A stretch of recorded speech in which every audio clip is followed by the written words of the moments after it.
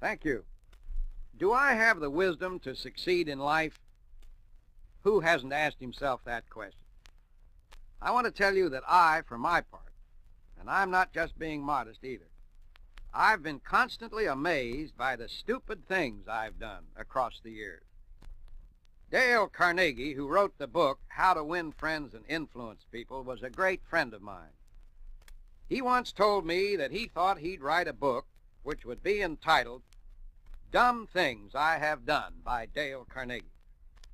I told him the difference between him and me was that I'd have to write a whole series of books to cover the dumb things I've done. How do you get wisdom? A person can't make right decisions consistently except by stepping up his wisdom and stepping down his stupidity. In the long run, you determine what your life will be by your decisions.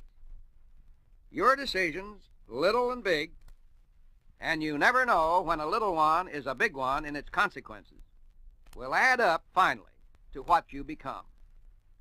It is a fact that you can decide yourself into failure or into success, into mental turmoil or into mental peace, into unhappiness or into happiness. Let's talk some more about this thing called wisdom after this message. We've said that wisdom is nothing more than the ability to make the right decision, or at least to make right decisions more often than we make wrong ones. And I think the biggest thing about making decisions is taking the time to think things through, really think them through.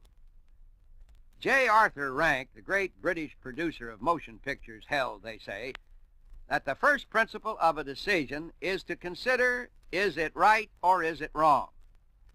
He had a remarkable ability to isolate himself behind a barrier of silence, even in the midst of confusion.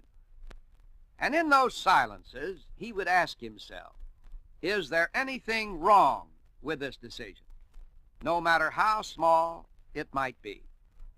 It didn't matter how important the whole matter was. He knew if there was one small degree of wrongness about the decision, it wouldn't work.